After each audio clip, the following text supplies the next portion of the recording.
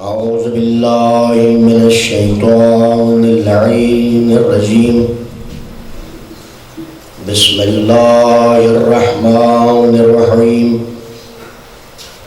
الحمد لله الذي لا يبلغ مدحته القائلون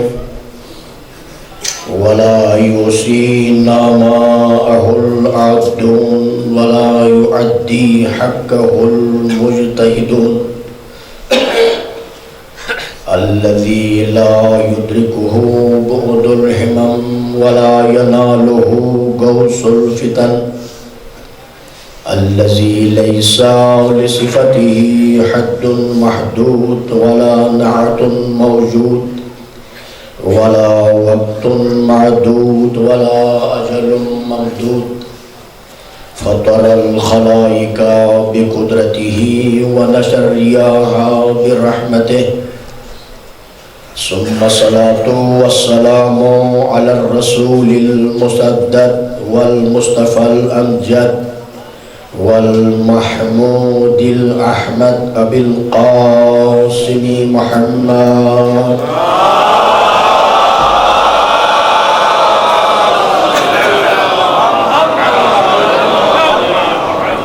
أما بعد قال رسول الله صلى الله عليه وآله وسلم: إن الحسن والحسين أبنايا إمامان كما أو قعدا الصلوات.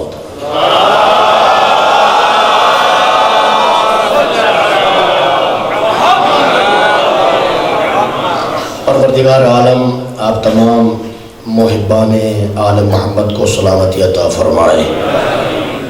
پروردگار عالم ذکر مظلوم کربلا کے صدقے میں، ذکر امام حسن مجتبیٰ کے صدقے میں، ذکر رسول اعظم کے صدقے میں آپ کا اس مجلس میں آنا اپنی بارگاہ میں قبول مقبول فرمائے.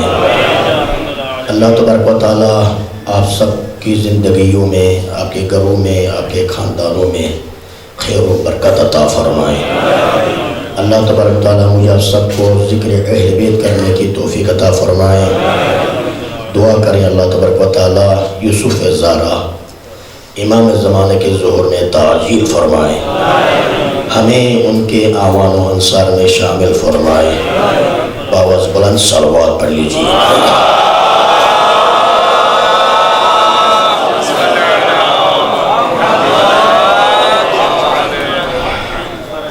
میں نے آج کی مناسبت کو مد نظر رکھتے ہوئے رسول اعظم حضرت محمد مصطفیٰ صلی اللہ علیہ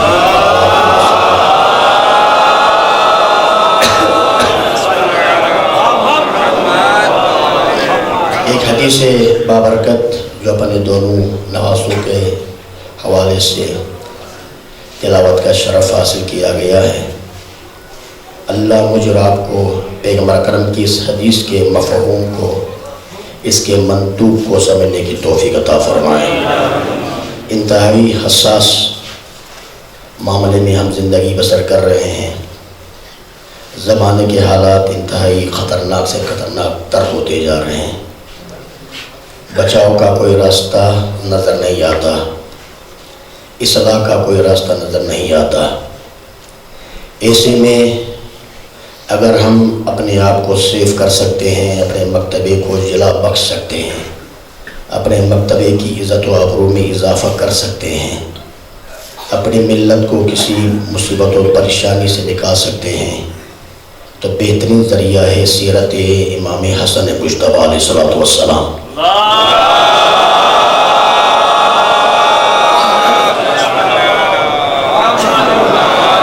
اور ایک جملے کا اضافہ کرو، سیرت امیر المومنین امیر کائنات حلال مشکلات علی بن ابی طالب کی سیرت ہمارے لیے مشعل راہ ہے. انہی سیرتوں کو مد نظر رکھتے ہوئے ہم اپنے آپ کو آگے بڑھا سکتے ہیں، اپنے معاشروں کی اصلاح کر سکتے ہیں، اپنی قوم کے قد کو بلند رکھ سکتے ہیں، اپنی مکتب کی عزت و آبرو کو بھی اور اپنی عزت و آبرو کی بھی حفاظت کر سکتے ہیں. میں واجب قرار دیتا ہوں اس زمانے کے اندر، جس زمانے میں ہم شور و غل ہے، ہر طرف افراتفری ہے، ہر طرف بہتان ہے، ہر طرف کفر کے فتوے ہیں۔ ایسے عالم میں ہمیں سیرت امام حسن مجتبیٰ سے استفادہ کرنا چاہیے تاکہ قوم کی صحیح رہنمائی ہو اور قوم کو ہم صحیح راستہ دکھا سکیں۔ بڑا مشکل وقت گزارا امام حسن مجتبیٰ نے۔ ایک جملہ کہوں گا، امام حسن مجتبیٰ نے جب سے آنکھ کھولی کوئی خوشی نہیں دیکھی۔ حادثات ہی حادثات امام حسن مجتبیٰ کی زندگی میں ہیں، پرہجوم مصائب ہیں، ظلم کا دور و دورہ ہے، ناانصافیاں ہیں، زیادتیاں ہیں، توہین ہے، کفر و ارتداد ہے۔ امام حسن مجتبیٰ اپنے نانا کی آنکھ بند ہونے کے بعد ایک پرہجوم امت کو دیکھتے ہیں جو عقل و فہم سے عاری ہو چکی تھی۔ ایک ایسی امت جو عقل و فہم سے عاری ہو چکی ہے، جنہوں نے قرآن کا راستہ بدلا، جنہوں نے اہل بیت کا راستہ بدلا، جنہوں نے قرآن کے راستے کو بدلا۔ ہر چیز بدل گئی، توجہ رکھیے گا بس مختصر مجلس سے، ہر چیز بدل گئی، آئین بدل گیا، سسٹم بدلا، توجہ رکھیے گا نا۔ اسوہ رسول اللہ کو بھی تبدیل کر دیا، سیرت رسول کو بھی ملیامت کرنے کی کوشش کی گئی۔ ایسے میں جو ذمہ داران دین تھے، جو وارثان قرآن و اسلام تھے، انہوں نے اس پرہجوم نافہم امت کے مقابلے میں ایک انتہائی با اخلاق مزاحمت کا آغاز کیا۔ جملہ یاد رکھیے گا، ایک با اخلاق با ادب مزاحمت، ایک ہوتی ہے بدتمیزی، توجہ رکھیے گا نا۔ بد اخلاقی بدتمیزی کا تعلق اہل بیت سے ہے ہی نہیں، یہ بنو امیہ کا شعار ہے، ہمارا شعار نہیں ہے۔ ہم دشمن سے بات بھی کرتے ہیں تو اخلاق کے دائرے میں، دشمن بات کرتا ہے تو گالی کے ساتھ۔ اسی سے پتہ چلتا ہے کہ بنو امیہ کی کیپیسٹی کیا ہے اور اہل بیت کا ویژن کیا ہے۔ آل محمد یعنی اخلاق، یعنی ایک اخلاقی دنیا قائم کر کے چلے گئے، اس امت کو علم و ادب سے آراستہ کر کے چلے گئے۔ آج دیکھتے ہیں بنو امیہ گالی بن گئی، اہل بیت پر درود و سلام ہے۔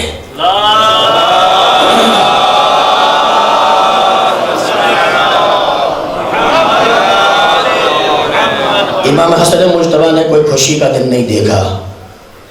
ابھی 7 سال کے تھے، رسول اللہ کا انتقال ہوا، اور وہ حال دیکھا کہ رات کو میں نے کہا تھا 1,20,000 صحابہ رکھنے والے رسول کے جنازے میں کوئی نہیں آیا۔ اس انداز میں دین کی میکنزم کو تبدیل کیا گیا، توجہ رکھیے گا نا۔ بڑے عرصے سے یہ سوچا جا رہا تھا جیسے رسول کی آنکھ بند ہوگی ہم دین کے پورے سسٹم کو بدل دیں گے، اس نظام کو الٹ پلٹ کر دیں گے، لیکن یہ ان کے من میں تھا، ان کی سوچ میں تھا جب جہاں علی ہو نظام کو کچھ نہیں ہو سکتا، جہاں اہل بیت ہو نظام کو کچھ نہیں ہو سکتا، جہاں قرآن شناس ہو وہاں اسلام کو کچھ نہیں ہو سکتا۔ وہ جانے تو مارے، سروں کو تنس جدا کر دیا، لیکن کٹے ہوئے سروں نے قرآن کا تلاوت کر کے یہ بتا دیا کہ سر جدا ہو سکتا ہے، ہم اور اسلام اور قرآن جدا نہیں ہو سکتے۔ صلوات پڑھیے محمد و آل محمد کے۔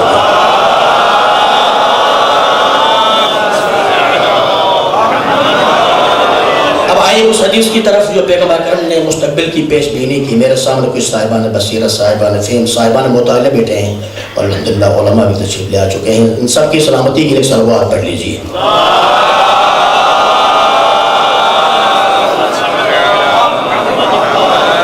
پیغمبر اکرم کی حدیث بڑی خوبصورت ہے، نوجوانوں مومنی توجہ رکھیے گا۔ میں نے کہا اس زمانے میں اگر آپ کو کوئی شے بچا سکے تو سیرت امام حسن مجتبیٰ۔ حالات جتنے بھی سخت کیوں نہ ہو، جتنے پریشان کن کیوں نہ ہو، آپ امام حسن مجتبیٰ کی سیرت کا مطالعہ کر لیجئے، آپ کی ہر مشکل حل ہوتی جائے گی، آپ کی مشکلوں کی گرہیں کھلتی چلی جائیں گی۔ رسول اکرم نے فرمایا ان الحسن والحسین ابنایا، یہ میرے دونوں بیٹے حسن و حسین میرے بیٹے۔ توجہ رکھیے گا، حدیث کے جملوں کی طرف غور کر لیجئے گا، یہ دونوں میرے بیٹے حسن و حسین ابنایا، امامان، دونوں امام ہیں۔ پیغمبر اکرم نے اپنی زندگی میں ان کی امامت پر نص کر دی، میرے دونوں بیٹے حسن حسین امامان، یہ دونوں امام ہیں، توجہ رکھیے گا۔ اور اس کے بعد فرمایا کام اوقاتا، ان دونوں میں سے اگر کوئی ایک سلو کر لے تو بھی امام ہے۔ مزاج امام کو سمجھیے گا، اگر کوئی جنگ کرے تو بھی مزاج امام کو سمجھنا پڑے گا۔ نہ امام حسن مجتبیٰ کی سلو میں اعتراض ہو سکتا ہے، نہ حسین کی جنگ میں اعتراض ہو سکتا ہے۔ کیوں؟ اس لیے یہ دونوں سیرتیں پیغمبر کی زندگی میں موجود ہیں، پیغمبر کی سیرت میں موجود ہیں۔ پیغمبر کی سیرت میں سلو بھی ہے اور جنگ بھی ہے۔ تو لہذا جن کو سلح پیغمبر اچھی لگتی ہے تو سلح امام حسن کو بھی اچھی لگنی چاہیے۔ جن کو پیغمبر کی جنگ اچھا لگتا ہے اس کو یعنی امام حسین کی جنگ کو بھی اچھا سمجھنا چاہیے۔ یہ کیا معیار ہو گیا؟ رسول اللہ نے جو کچھ کیا توجہ رکھیے گا نا، وہ جنگ بھی صحیح ہے، وہ سلو بھی صحیح ہے آپ کی نگاہ میں، توجہ رکھیے گا۔ ان کی نگاہ میں رسول اللہ نے جو کیا وہ صحیح ہے، لیکن توجہ رکھیے گا نہ سلو پیغمبر اشکال سے بچ سکی، نہ جنگ پیغمبر اشکال سے بچ سکی۔ تب جب پیغمبر کی سیرت خود ڈیمیج کرنے کی کوشش کی گئی ہے تو تعجب نہیں ہے امام حسن مجتبیٰ ربی کو اعتراض کر لے۔ توجہ رکھیے، صلح حدیبیہ کا اعتراض نہیں ہوا، پہلے صلح حدیبیہ پر سب نے مشورہ نہیں دیا، توجہ رکھیے گا، مشورہ نہیں دیا۔ جب صلح پر اقدام ہوا تو پھر اعتراض نہیں ہوا۔ پہلے صلح کرانے کے لیے بھرپور زور نہیں لگایا گیا، اس لیے کہ جان بچانے کا یہی راستہ تھا، صلح کر کے پیچھے ہٹ جائے۔ جب صلح ہو گیا تو رسالت پر شک کرنے لگے، جب صلح ہو گئی تو رسالت پر شک کرنے لگے۔ ایک بزرگ نے کہا مجھے آج جتنا شک ہوا اس سے پہلے کبھی شک ہوا ہی نہیں تھا۔ صلوات پڑھیے محمد و آل محمد کے لیے۔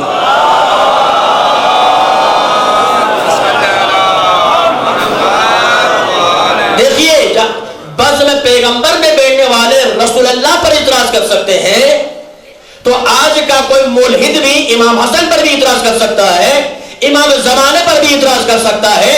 ان کی عادت ہے اعتراض کرنا، ان کے حملوں سے نہ رسول اللہ بچے ہیں تو نہ امام زمانہ بچے ہیں، توجہ رکھیے گا، کوئی نہیں بچا ان کے حملوں سے، ان کی بد زبانی سے، ان کی توہین سے، توجہ رکھیے گا۔ بس آپ سے گزارش یہ ہے، آپ اہل اسلام ہیں، اہل قرآن ہے، اہل دین ہے، قرآن بھی آپ کے پاس ہے، اہل بیت بھی آپ کے پاس ہے۔ خدا کا شکر ہے کہ اہل بیت بھی ہمارے پاس، قرآن بھی ہمارے پاس، تو جن کے پاس اہل بیت بھی ہوں، جن کے پاس قرآن بھی ہوں، وہ گمراہ نہیں ہو سکتا۔ گمراہ وہی ہوگا قرآن تو رکھتا ہے، اہل بیت نہیں رکھتا۔ صلوات پڑھیے محمد و آل محمد کے لیے۔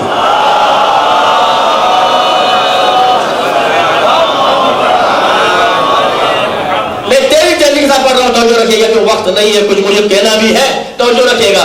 تو سورہ پیغمبر پر بھی اعتراض ہوا، توجہ رکھیے گا نا۔ یہ اعتراض کرنا ان کی پرانی عادت ہے، یہ ان کے نسلوں میں جائے گا، یہ ان کی نسلوں میں جائے گا۔ باطل کی حمایت کرنا ان کا پرانا مزاج ہے۔ میں آج کہہ رہا ہوں اس اجتماع کے ذریعے سے، مجھے تاریخ میں کوئی ایسا فیصلہ سنا دو تم اسلام کی حمایتی بن گئے ہو۔ کوئی اسلام میں کوئی ایسا، میرا اپنا ذاتی مطالعہ ہے، کوئی اس پر اعتراض بھی کر سکتا ہے، اختلاف بھی کر سکتا ہے، کوئی ایسا زمان حاضر دکھاؤ مجھے، کوئی ایسا وقت دکھاؤ جو تم نے اسلام پر عمل پیرا ہوئے ہو، تم نے رسول کی سیرت کو فالو کیا ہو، تم نے قرآن کو 100% مانا ہو۔ میرا یہ چیلنج ہے جہاں تک میری آواز آتی ہے، توجہ رکھیے، لازمی بات ہے جب جہاں سیرت رسول بھی مخدوش ہو اور قرآن بھی مخدوش ہو تو وہاں کچھ بھی سمجھ میں نہیں آ سکتا۔ ہاں بنو امیہ کا اسلام تو سمجھ میں آ سکتا ہے، رسول کا اسلام سمجھ میں نہیں آ سکتا ہے۔ صلوات پڑھیے محمد و آل محمد کے لیے۔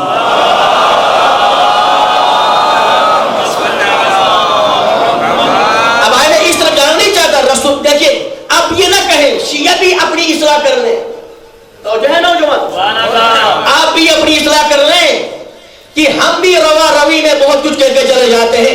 امام حسن نے سلوک کی، امام حسن نے سلوک کی، میں نے ہزاروں مولویوں سے سنا یہ جملے، امام حسن نے سلوک کی، امام حسن نے سلوک کی، تو اصلاح تو ہماری بھی ضرورت ہے نا۔ امام حسن نے سلوک نہیں کی، امام حسن سے سلوک کی گئی۔ جملوں میں اختلاف ہے، توجہ رکھیے گا نا، امام حسن نے سلوک نہیں کی، امام حسن کی طرف سلوک کا ہاتھ بڑھایا تو امام حسن کی ذمہ داری تھی قرآن کو فالو کر لے۔ اگر تمہاری طرف کوئی سلو کا ہاتھ بڑھا لیتا ہے تو قرآن کہتا ہے سلو کر لو. تو امام حسن نے جو کیا وہ قرآن کے مطابق کر دیا. توجہ رکھیے گا نا. تو امام حسن سے سلو کی گئی. امام حسن نے کوئی سلو نہیں کی. کل میں کسی کا سن بھی رہا تھا, امام حسن مجتبیٰ نے اس کی بیعت کی.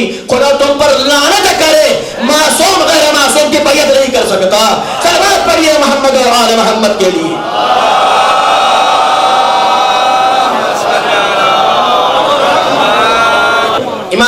امام حسن مجتبیٰ کی زندگی کا تلخ حادثہ ہے سلو امام حسن مجتبیٰ علیہ السلام. میں نے پہلے کہا ہے یہ کوئی عجب نہیں ہے, پیغمبر کی زندگی میں سلو بھی ہے اور جنگ بھی ہے.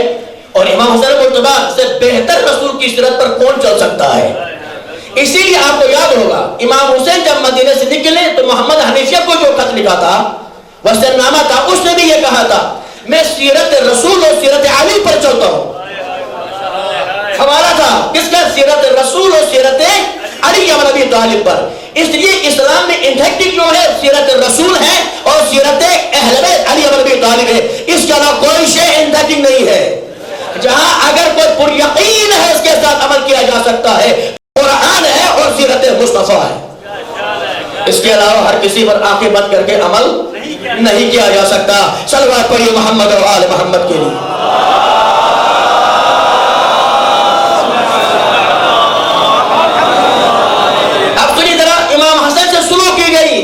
جب سلو کے لحاظ بڑھایا امام حسن مجتبیٰ نے امت اسلامیہ کے خون کو محفوظ کرنے کے لیے, اسلام و قرآن کو محفوظ کرنے کے لیے امام حسن مجتبیٰ نے آمادگی ظاہر کر دی. اور دوسرا نقطہ کہ خالی کاغذ بھیجا اور قلم بھیجا, کہ خالی کاغذ سفید کاغذ بھیجا, جو تم لکھو گے میں اس پر عمل کروں گا. صلح حدیبیہ میں اس کا بالکل الٹ ہے. صلح حدیبیہ میں شرائط مکے کے مشرکین نے رکھی, رسول اللہ نے مانا. اور یہاں الٹ ہے, شرائط امام حسن مجتبیٰ نے رکھی, شرائط پر عمل کیا نہیں. یہ بات کی بات ہے امیر شام نے مانا. توجہ رکھیے گا, اعتراض وہاں تو اگر چاہے کر سکتے ہو توجہ رکھیے گا, لیکن ہماری طاقت ہی نہیں ہے. شان رسالت ہے, رسول حاکم ہے, حکیم ہے, وہ بہتر جانتا ہے ان شرائط پر ہم نے کیسے عمل کرنا کیسے عمل نہیں کرنا. بالکل اپوزٹ ہے. وہاں شرائط مکے کے مشرکین نے رکھی, رسول اللہ نے سین کر دیا اور یہاں تک اعتراض کر دیا محمد رسول اللہ کو کاٹ دو. اگر ہم تجھے رسول مانتے تو اسے جنگ کرتے. ہائے ہائے ہائے, توجہ رکھیے گا, توجہ رکھیے, جو لگا ہو گیا. ہم اگر تجھے رسول مانتے تو کیا ہم تم سے جنگ کر لیتے, تنازع کر لیتے؟ تو پیغمبر نے کہا یا علی محمد رسول اللہ کو لکھ لو. علی نے کہا جس ہاتھ نے محمد رسول اللہ لکھا ہے اب دوبارہ اس ہاتھ سے کاٹا نہیں جا سکتا.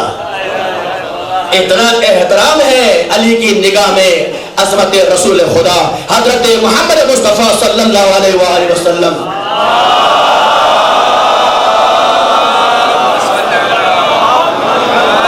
تو پیغمبر اکرم نے اپنے دست مبارک سے اس کو لکھا محمد ابن عبداللہ. توجہ رکھیے گا نا, وہاں پر بھی اعتراض ہوا اور یہاں پر بھی سلو امام حسن پر بھی اعتراض ہوا. اب توجہ رکھیے گا, 12 شکیں ہیں سلو امام حسن مجتبیٰ کی. کتنی؟ 12 شکیں ہیں, پورے نہیں پڑھ لوں گا. 3 شکوں کی طرف آپ کو لے کے جانا چاہتا ہوں. توجہ رکھیے گا. پہلی شک امام حسن مجتبیٰ یہ لکھے گی اس شرط پر حکومت چھوڑ رہا ہوں تم قرآن و سنت پر عمل کرو گے. کیا کہا؟ قرآن و سنت پر عمل کرو گے. یہی توجہ رکھیے گا, یہ امام علی کے سامنے بھی پیشکش ہو گئی تھی تیسری خلافت میں. علی ہم آپ کو حکومت دیتے ہیں, خلافت نہیں. توجہ رکھیے گا, خلافت نہیں, حکومت دیتے ہیں. خلیفہ وہ ہوتا ہے جو رسول کہے یا خدا رسول سے کھلوائے. حکومت دیتے ہیں.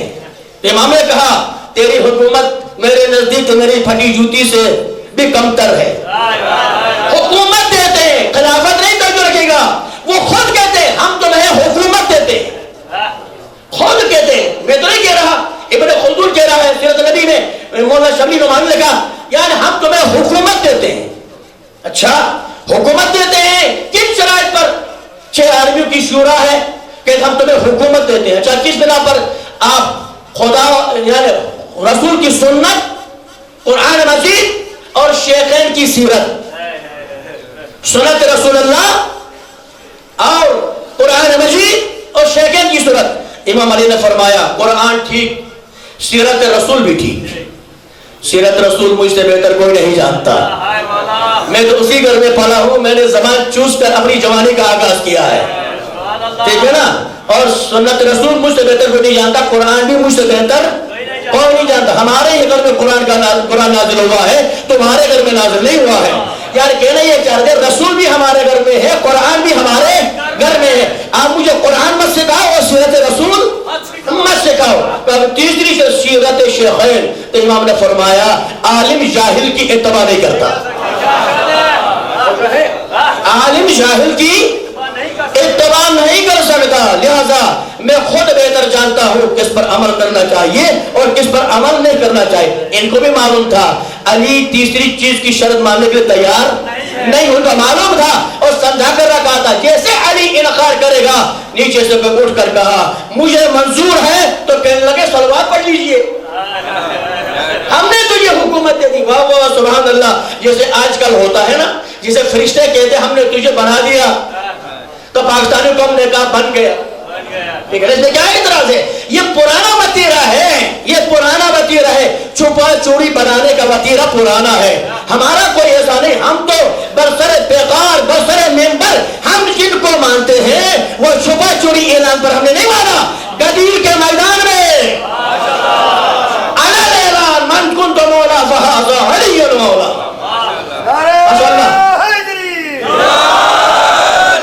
ہم نے جس کو بھی مانا ہے کسی بند حجرے والے کو نہیں مانا ہے. ہم نے غدیر کے ممبر سے علی کو لیا ہے، ہم نے سقیفہ سے نہیں لیا.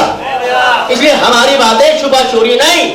اسی لیے ہم شبہ چوری بل پاس نہیں کرتے. تو جو ہم اسی لیے شبہ چوری بل پاس نہیں کرتے. یہ پرانی عادت ہے. شبہ چوری خلیفہ بناؤ، شبہ چوری حکمراں بناؤ، شبہ چوری پتہ نہیں کیا کیا بناؤ. میں ایک جملہ کہوں تو مجھے برداشت کر لو گے؟ محترم سامعین، یہاں تو سارا چھپا چھپا ہے، وہاں تو سارا چھپا چھپا ہے، کبھی ظاہر ہوا ہی نہیں. جیسا بھی شعر کہا نا کہ کہتے ہیں ہم بھی مانتے ہیں، چھپا چھپا کسی اور کو بھی مان لیتے ہیں. صلوات پڑھیے محمد و آل محمد کے لیے. توجہ رکھیے، میرے پاس مطالعے میں ایک چیز ہے، ایک موضوع ہے، میں نے اس پر کوئی مجلس میں پڑھ لی ہے. تو جو رکھے گا نا چھپا چھپا کہاں ہوا میں اس طرح جاننا چاہتا ہوں. ان کے پاس سارا چھپا چھپا ہے اور یہاں سارا ظاہر ظاہر ہے، وہاں چھپا چھپا ہے. جہاں چھپا چھپا ہے اب ظاہر ہونے لگا. تو جو رکھے گا مجھے پیغام دینا بیدار رہیے گا. سارا چھپا چھپا ہے تو جو رکھے گا نا، تو اسی لیے چھپا چھپا بل لانا پڑا. ہمارا سارا ظاہر ظاہر تھا، یا غدیر کے ممبر سے لیا یا مسجد نبوی کے ممبر سے لیا. ہمارے ہاں کوئی چھپا چھپا نہیں ہے.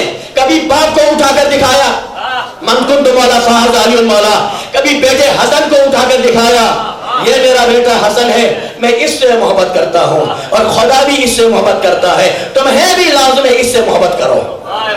کب کہا تھا توجہ رکھیے گا. مسجد نبی میں بھرا ہوا صحابہ کا مجمع ہے. امام حسن مجتبیٰ چھوٹے ہیں. مسجد نبوی کے دروازے سے امام حسن مجتبیٰ داخل ہوئے، دامن پاؤں میں الجھ گیا، گر گئے. خطبہ دے رہے تھے، خطبہ کو روکا، منبر سے اترے، صفوں کو چیرا. ہائے ہائے ہائے توجہ رکھیے گا. صفوں کو چیرا، بچے کو اٹھایا، اپنے گود میں رکھا، ماتھے کو چوما، کہا تیرا نانا تم پر قربان. ہائے ہائے ہائے ہائے توجہ رکھے گا نا، توجہ رکھے گا نا. اسلام سمجھا رہے تھے، اسلام سمجھانا مقصد تھا. خطبہ منقطع کر کے حسن کو اٹھانے مجھے یہ تھا دیکھو میرے بعد اگر کوئی یہ اقدام کرے نا تو حسن کے خلاف نہ جانا. یہ میرا بیٹا حسن ہے، اگر سلو کرے تو یوں سمجھو کہ میں نے سلو کر دی ہے. جنگ کرے میرا بیٹا حسین تو یوں سمجھو کہ میں نے سلو جنگ کر دی ہے. صلوات پڑھیے محمد و آل محمد کے لیے.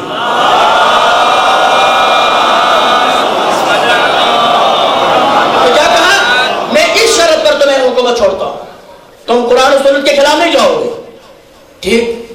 اس کے بعد کہا کہ ہماری تیسری شرط یہ ہے تم علی کو گالیاں دینا بند کر دو. یہ میں نے نہیں لکھا، شبلی نعمانی کی سیرت نبوی دیکھ لیجئے. ابن خلدون پڑھ لیجئے، مورخین کی جتنے بھی کتابیں ہیں پڑھ لیجئے. کس نے منع کیا ہے؟ اگر ہم نہیں پڑھتے تو ہم کیا کریں؟ کتاب کا قصور ہے نا، لکھا تم نے پڑھا ہم نے، تو آپ پڑھا کریں. توجہ رکھیے گا، توجہ رکھیے گا. کہا سب علی کو بند ہونا چاہیے. آج ہمارا بھی دعویٰ یہی ہے. کیا شان ہے توجہ. تم کہاں پر پہنچ گئے؟ توجہ رکھیے گا. جو مطالبہ حسن کا تھا آج وہی مطالبہ میرا بھی ہے. کل والے بھی سب اہل بیت کرتے تھے اور آج والے بھی سب اہل بیت کرتے تھے. حسن کا مقابلہ حاکم شام سے تھا، تمہارا مقابلہ تکفیری ملا سے ہے. حسن کا مطالبہ امیر شام سے تھا، تم سب علی نہیں کرو گے. آج میرا مطالبہ ہے تم امام زمانے کے بارے میں کوئی توہین نہیں کرو گے، یعنی تکفیری ملا. گورنمنٹ کو چاہیے کہ اداروں کو چاہیے کہ تکفیری ملا کو لگام دے. یہاں شیعہ سنی ہے ہی نہیں. میں کہوں جو بولا آپ کو، اس ملک میں شیعہ سنی کبھی رہا نہیں. بالکل گلگت کی سرزمین تو رہا ہی نہیں. شیعہ سنی دیوبندی بریلوی اہل حدیث سب کے ساتھ ہم بیٹھنے کے لیے تیار ہیں. توجہ رکھیں، یہ کیونکہ یہ مسلک ہے شیعہ سنی یا بریلوی دیوبندی اہل حدیث، یہ مسلک ہے، تکفیریوں کا کوئی مسلک نہیں ہے. اس لیے توجہ رکھیے گا نا، یہ مسلک نہیں ہے، اسی لیے مسالک کو لڑا رہے ہیں. میں بتا رہا ہوں اداروں کو توجہ رکھیے گا کہ یعنی تکفیریت اس ملک کو کھا گئی. تکفیریت اس ملک کو کھا گئی. تکفیریت پر کنٹرول کر دو، امن ہو جائے گا. یہاں کوئی مسئلہ نہیں. میں نے کہا دیوبندی بریلوی ہم بیٹھتے ہیں بڑے بڑے علماء کے ساتھ، وہ ہماری عزت کرتے ہیں، ہم ان کی عزت کرتے ہیں. اور آج بھی گلگت کی سرزمین میں اور آج بھی یہاں جو فرشتے لے کر آتے ہیں نا، لکھ لکھ کر لے کے آتے ہیں، بیٹھ جاؤ ان کے ساتھ کام کرو، بیٹھ ان کے ساتھ کام کرو. بھائی کسی مسلک والے کو دکھاؤ نا. کوئی مسلک والا ہے خود دیوبندی بریلوی حدیث سے تو ہم 100 بار بیٹھنے کے لیے تیار ہیں. یہ تکفیریت کو سپورٹ میری سمجھ میں نہیں آیا. کیا کرنا چاہ رہے ہیں؟ اس ملک کو کھا گئی تکفیریت، اس ملک کی بنیادوں کو ہلا گئی تکفیریت. ابھی ایک ہمارے سامنے ایک اور دیا گیا، توجہ رکھیے گا. کیا دیا ہوا ہے؟ ایک حلف نامہ دیا گیا. کیا کیسے توہین کرتے دیکھیے. حلف بیان دو، ہم پاکستان کے مخالف نہیں ہیں. احمقو، لعنتیوں، اس ملک کی آزادی کے لیے ہمارے شہداء کے قبریں موجود ہیں. آپ ہم سے لکھوانا چاہتے ہو ہم پاکستان کے یعنی حکمدار ہیں، پاکستان کے غدار نہیں ہیں. غداروں کا مطالبہ وفاداروں سے. تم نے جو قائد اعظم کو کافر اعظم کہا، پاکستان کو ہم نہیں مانتے، اس گناہ میں ہم شریک نہیں ہوتے. یہ کس نے کہا تھا معلوم ہے؟ جس نے اسی نے ملا نے کہا تھا ہم پاکستان کو نہیں مانتے. مجھے شک ہے اس پاکستان پر. ہم قائد اعظم کو کافر اعظم کہنے لگے. اچھا آپ ہم سے حلف لوگے. میں آپ کے تو کہتا ہوں کسی بھی قسم کا کوئی ایسا کو حلف نامہ جو تشیع کی توہین ہوتی ہو، ہم اس پر دستخط کرنے کے لیے تیار نہیں ہیں. مر تو سکتے ہیں، ایسے بلوں پر ہم دستخط نہیں کر سکتے ہیں. میں آفرین دیتا ہوں، سب سے آفرین دیتا ہوں، ان کی دعا کرتا ہوں ہماری امام مرکز کے یعنی انجمن کے حضرات کو توجہ رکھیے گا، برادران کو توجہ رکھیے گا. انہوں نے اب تک تو حوصلہ رکھا ہے، اب تک تو آنے والوں کو دھتکارا ہے، کچھ بھی نہیں مانا. توجہ رکھیے گا. اور اب آپ کے لیے میں جملہ کہہ کے جا رہا ہوں، اگر میں یہاں رہا تو انشاءاللہ ہم فائٹ کر لیں گے، نہ رہا تو آپ کی ذمہ داری ہے انجمن امامہ کے پشت پر رہو. تم پشت پر رہو، تم ان کی مدد کرو گے تو کوئی ایسا قانون توہین جو اہل بیت کے خلاف ہو، اس ملک کے رہنے والوں کے خلاف ہو، نہیں ہو سکتا. صلوات پڑھیے محمد و آل محمد کے لیے.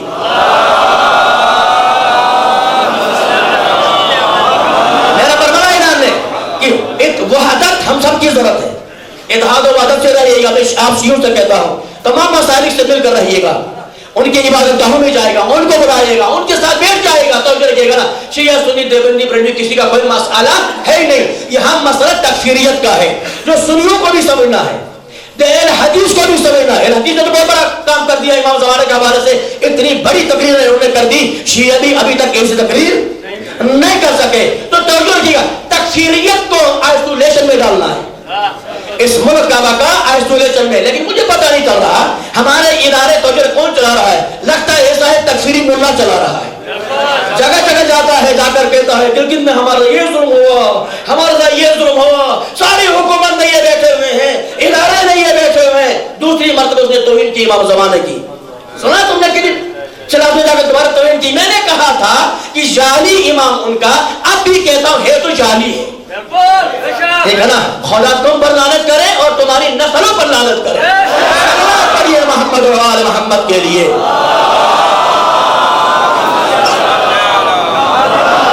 اس توہین کا جواب کیا ہے؟ لبیک یا حسین،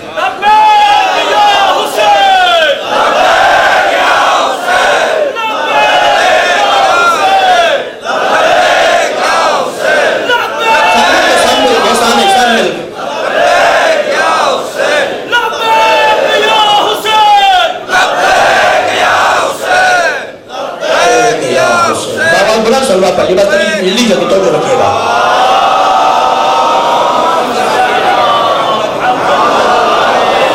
ابھی کبھی پیغام پاکستان لے کے آتے ہیں، یہ 5000 علماء کرام نے ذکر کر لیے ہیں، علامہ ساجد نقوی نے کیے ہیں، شیخ محسن نے کیے ہیں، علامہ راجہ ناصر صاحب نے کیے ہیں، جوان نقوی صاحب نے 5000 پاکستان کے علماء اور مفتیوں نے دستخط کر دیے، ٹھیک ہے؟ اس میں کیا لکھا ہوا ہے؟ کوئی کسی کے مکتب کو گالی نہیں دے گا۔ میں پوچھ سکتا ہوں کراچی میں جو قرآن یعنی اہل بیت و صحابہ پر کانفرنس میں پوری تقریر میں نہ صحابہ کا ذکر ہوا نہ اہل بیت کا ذکر ہوا، صرف شیعوں کو گالیاں دی گئی، ہمارے مراجعوں کو گالیاں دی گئی، تو پاگام پاکستان لاگو ہو چکا، اس ملک میں آئین لاگو ہو چکا ہے، تو پیغام پاکستان کیا؟ حالانکہ آئین پاکستان کی ساری چیزیں موجود ہیں، اس ملک میں کوئی آئین نہیں رہا۔ میں کہتا ہوں پہلے ہمیں جواب دو، تم نے ہمیں کراچی میں ہمیں گالیاں کیوں دلوائی؟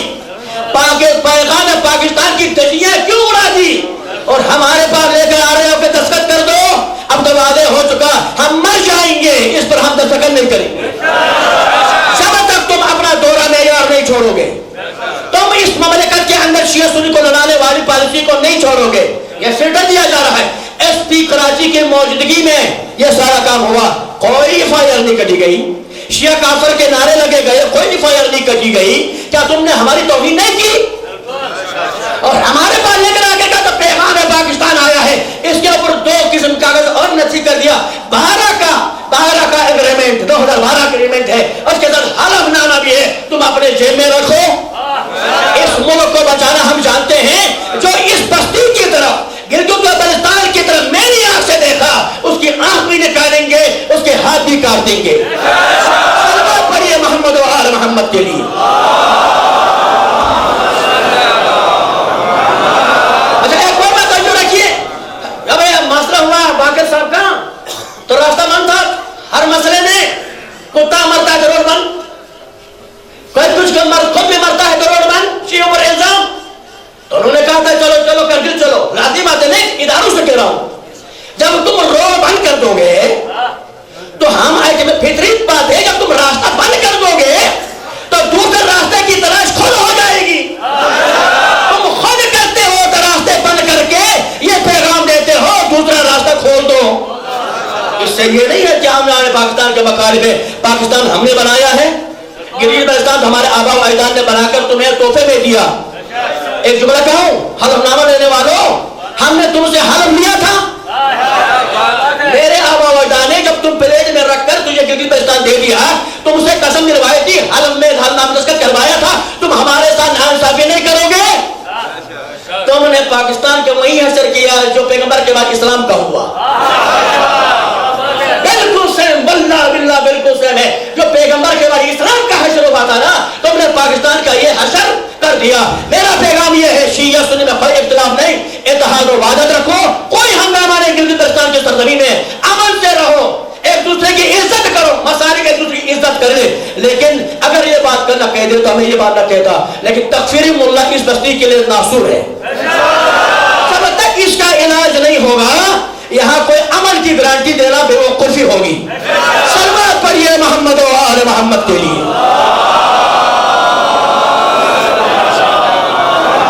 بس آخری جملہ آپ کے لیے کہہ رہا ہوں، شیعہ آپس میں متحد رہو، ایک دوسرے کی عزت کرو، ایک دوسرے کی مدد کرو، منسجم رہو، انگلی اکیلی رہے گی نا، اکیلی انگلی بٹن بھی بند نہیں کر سکتی، سہارا انگوٹھے کا چاہیے، اکیلی انگلی کسی کا منہ توڑ نہیں سکتی، منہ توڑنا ہے تو مکہ بنائیے، مکہ بنائیے، مکہ بناؤ، مکہ بناؤ، مکہ بناؤ، استعمار کے منہ میں مارو، یہ استعماری کو مارتے ہیں نا، استعمار کے منہ میں مارو، کہو ہم شیعہ سنی سب ایک ہیں، اتفاق کی بات ہے، فقہ بھی 5 ہیں، ہاتھ کی انگلیاں بھی 5 ہیں، 5 فقہ ہیں اور 5 انگلیاں ہیں، 5 فقہ والوں کو کہتا ہوں، دیوبندی، بریلوی، اہل حدیث، شیعہ، ٹھیک ہے، کہتا ہوں اس مکے کی امانت بن جاؤ، گلگت کی سرزمین خراب کرنے والے کا منہ توڑو، ٹھیک ہے نا، اس کا منہ توڑو، اس کی شکل بگاڑ دو، جنہوں نے پاکستان کی شکل بگاڑ دی ہے نا، تم ان کی شکل بگاڑ دو،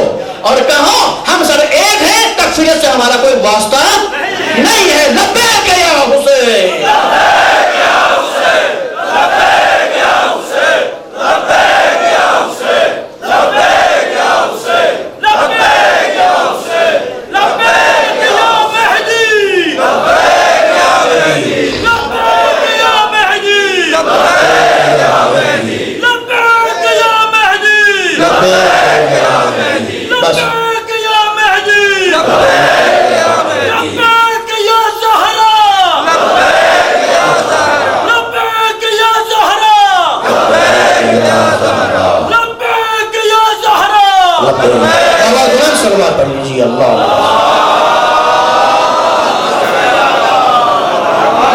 اپنے اندر 2 جملے بس مسائل جاؤ، ایک روایت، اپنے اندر اتحاد و اتفاق پیدا کر لیں، ٹھیک ہے، اہل مکتب اہل بیت کی خدمت نہیں کر سکتے ہو نا، منافقت بھی نہیں کرو، ہمارا مسئلہ منافقت کا ہے، ہم شیعہ کم ہیں، منافق زیادہ ہے، اس کا علاج کرنا چاہیے، کب ہوگا علاج؟ جب آپ مل جائیں گے، ایک دوسرے کا احترام، چھوٹی موٹی چیزیں ہوتی، کوئی مسئلہ نہیں ہے، اختلاف نظر بہت اچھی چیز ہے، جعفر سبحانی صاحب اختلاف نظر رکھو، ادب کے ساتھ، اخلاق کے دائرے میں بیٹھ کر اختلاف نظر رکھو، شیعہ آپس میں نہیں لڑتا، شیعہ گالیاں نہیں دیتے آپس میں، کیوں؟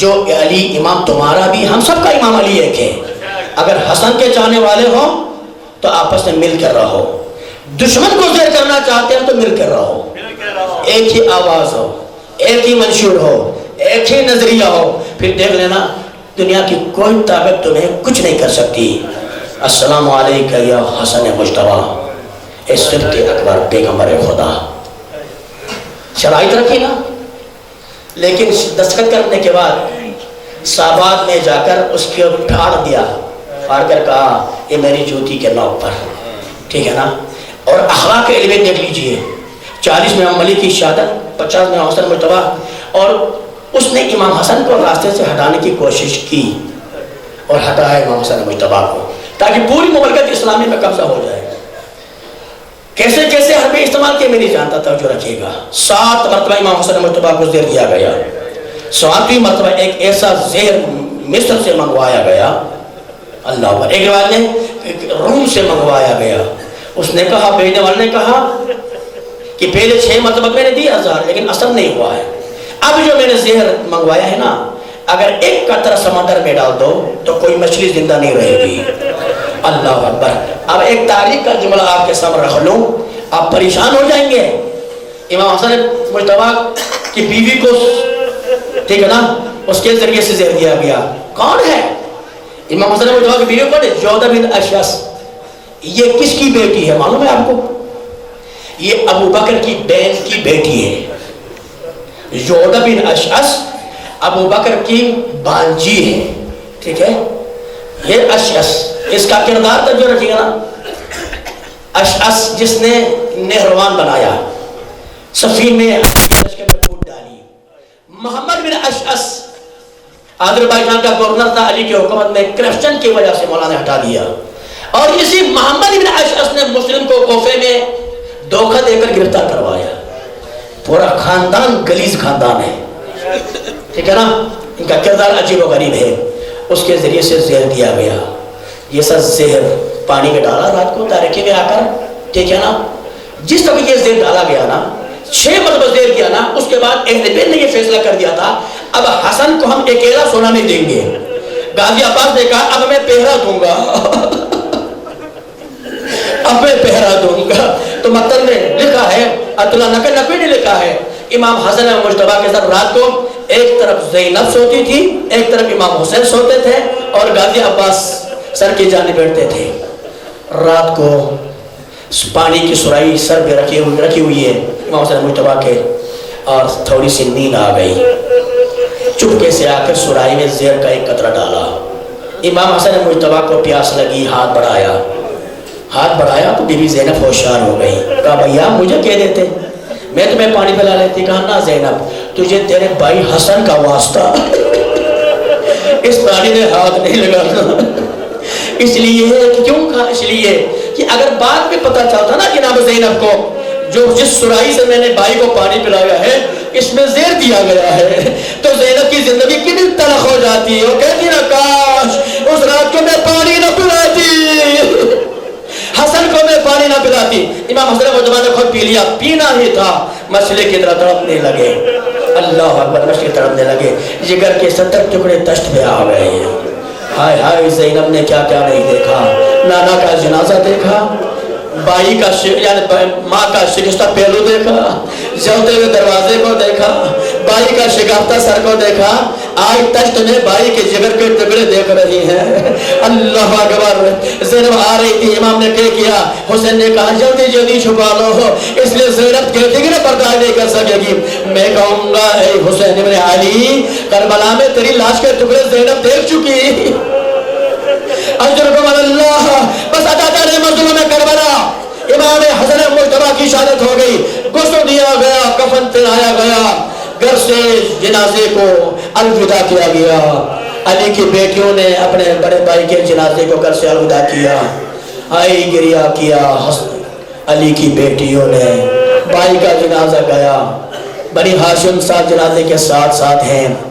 रोज़े रसूल के करीब पहुंचा था, बनो उमैया का एक गिरोह आ गया, मरवान एक जत्था को लेकर आ गया। एक औरत खच्चर पे सवार होकर आ गई और कहा कहाँ लेके जा रहे हो? कहा नाना के पैरों में दफन करने के लिए। कहा हो नहीं सकता। बस 2-3 बातों के अंदर अंदर तीर बारानी शुरू हो गई। इमाम हसन मुश्तबा के जनाजे में तीरों की बारिश हो गई। बनी हाशिम के जवान ने तलवारें निकाली तो इमाम हुसैन ने कहा तुझे मेरे भाई का वास्ता, तुझे हसन के लाशे का वास्ता, तलवारें मत निकालो। मेरे भाई ने वसीयत की है अगर नाना के रोजे में दफन न कर सको ना हुसैन, तो मुझे माँ के पैरों में ले जाना। अल्लाह अकबर। जनाजा रुक गया और ये तीरों की बारिश जारी रही। इमाम हुसैन चीखते रहे नहीं मारो मेरे भाई को, तीर मत मारो मेरे भाई को, मैं भाई को लेकर जा रहा हूँ। हाय अफसोस, तारीख में ये पहला जनाजा है। कब्रिस्तान चला गया, वापस घर में आया। अली की बेटियों का दरवाजा भी बंद नहीं हुआ था। ज़ैनब उम्मे कुलसूम करके दरवाजे में बैठकर रो रही थी। इतने में भाई का लाशा हाथवा देख लिया, सर भीग लिया। हुसैन ये क्या हुआ? भाई का जनाजा वापस क्यों आया? हुसैन ने कहा ज़ैनब नीचे बैठ जाओ, पहले भाई के जनाजे से तीर निकालेंगे, इसके बाद बहन भाई मिलकर रोएंगे। जनाजे को नीचे रखा। जनाजा यानी इमाम का लाशा लहू लहान हो चुका था। बीबी ने कहा मैंने तो सफेद कपड़ा दिया था, मेरे भाई के लाशे को रंगीन किसने कर दिया? रोती ज़ैनब एक तरफ, हुसैन एक तरफ, दोनों बहन भाई ने मिलकर भाई के लाशे से तीर निकाले। सुनो ये जुमला, सीने में हाथ रख लो। दोनों बहन भाई ने अपने हसन भाई हसन के जनाजे तीर निकाले। हाय ज़ैनब तेरी किस्मत। मदीने में भाई हसन के जनाजे तीर निकाले और 11 मुहर्रम को अली की बेटी हुसैन के लाशे में आकर खड़ी हो गई और एक मरतबा लाशा हुसैन से मुखातब होकर कहने लगी हुसैन तुम्हें मालूम है ना, हुसैन तुम्हें मालूम है ना कि मदीने में मेवाड़ ने मिलकर भाई हसन के लाशे से तीर निकाले थे। अब ज़ैनब ने गिरिया किया, बंधे हुए हाथों को लाशे हुसैन की तरफ करके कहा हुसैन ज़ैनब को माफ कर दो। हुसैन ज़ैनब को माफ कर दो, मैंने हसन के जनाजे से भी तीर निकाले थे, तुम्हारे जनाजे से भी तीर निकाले थी। तारीख